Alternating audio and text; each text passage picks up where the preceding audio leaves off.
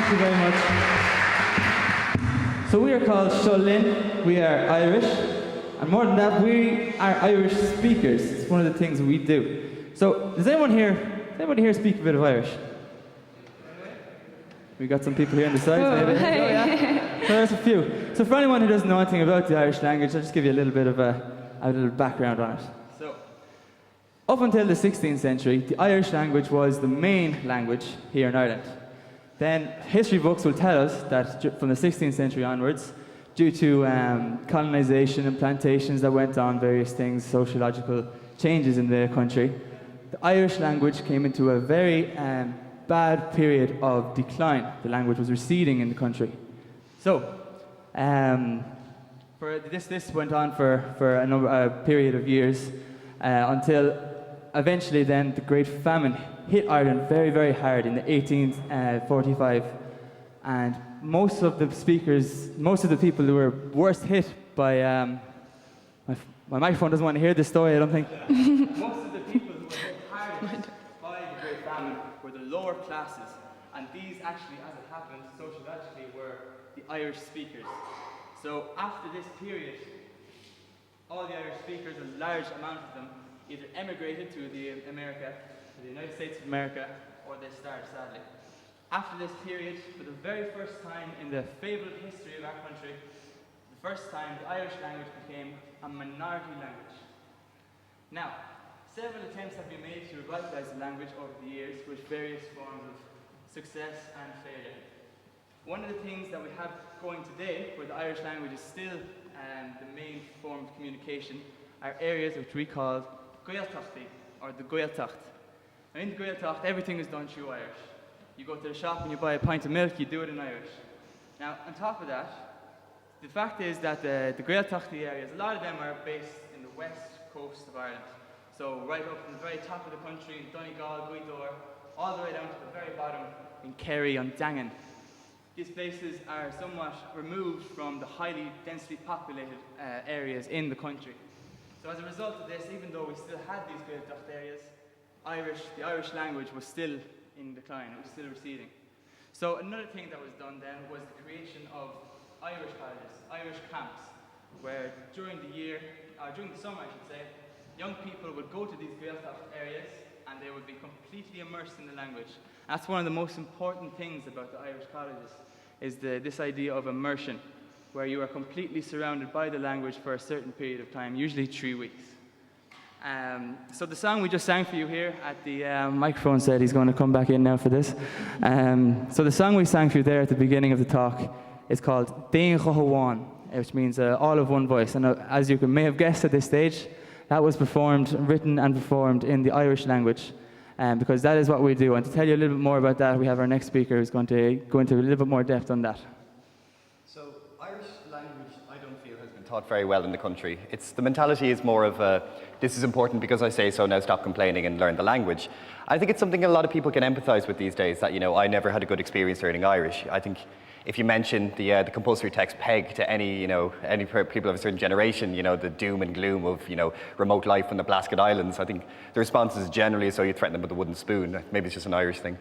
But I know myself anyway, I had no use for the language when I was in school, even coming up to junior cert. It was just something I had to learn off for an exam, like a piece of poetry, reproduce it in an exam and never use it again. It wasn't in the books I read, or it wasn't in the social media at the time, so I had no use for it. And I think really that's it gave a lot of reservations to me for when I was going to the Gaeltacht the first time. We all met one another in Coloshalurgan, an Irish camp in Connemara in West Galway. And I really had a lot of reservations. I didn't want to go, I didn't know the language, but like most people, I got over my reservations, had a fantastic time, and I've basically been back every year since.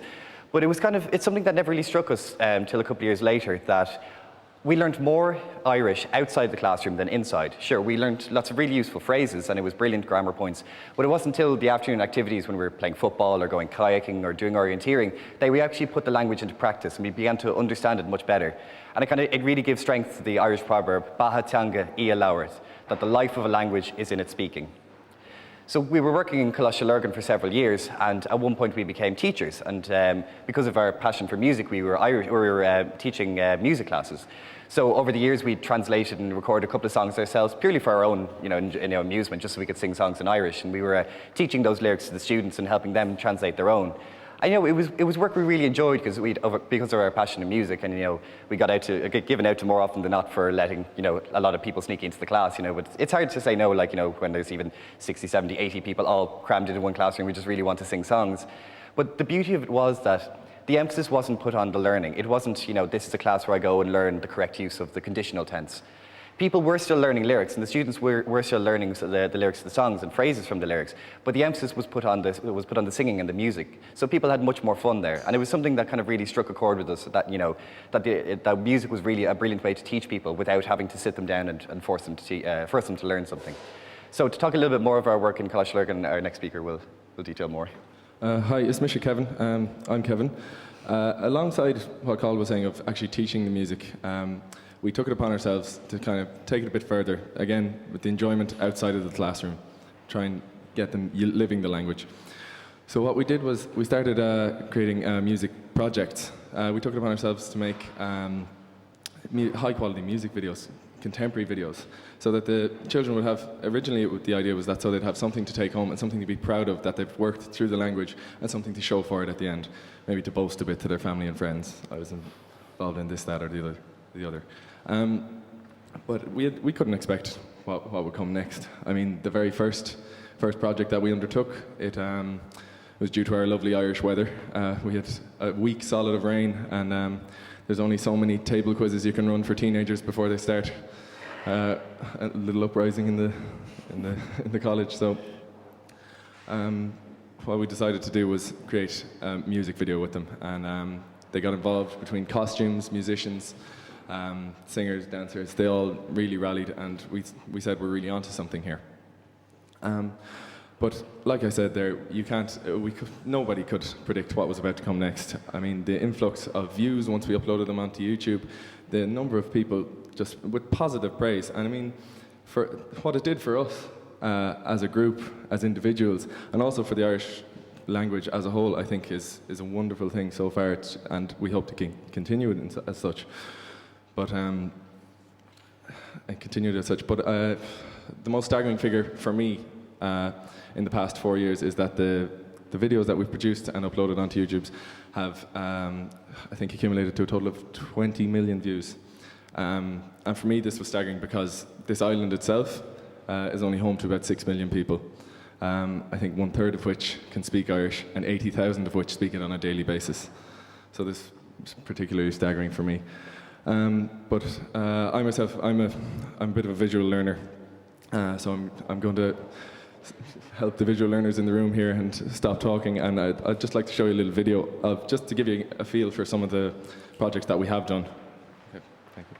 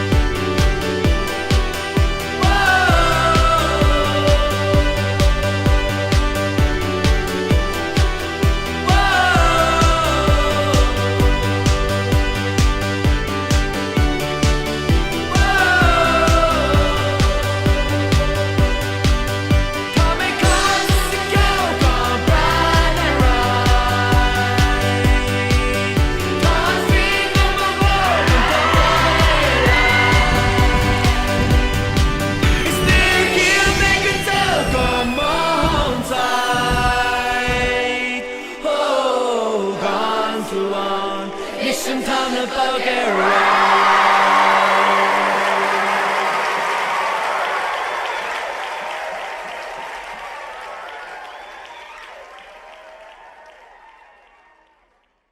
As a result of this work with Coláiste Lurgan and all these videos and projects and translations of the songs, we decided 2 years ago that we'd form a band and, you know, take it on the road even if we could, and basically provide these songs and translations to a broader audience, and maybe do gigs if we could get them, and wherever we started off wherever we could get them, we'd just, you know, we'd go and we'd play the songs and literally just give people a chance to listen to Irish and hear it in another way that they might not have heard before.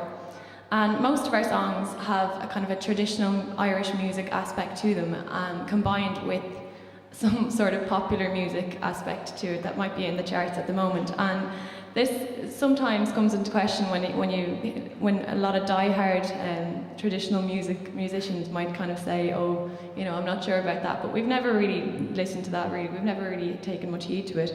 And in general, the response has been very, very positive to our work.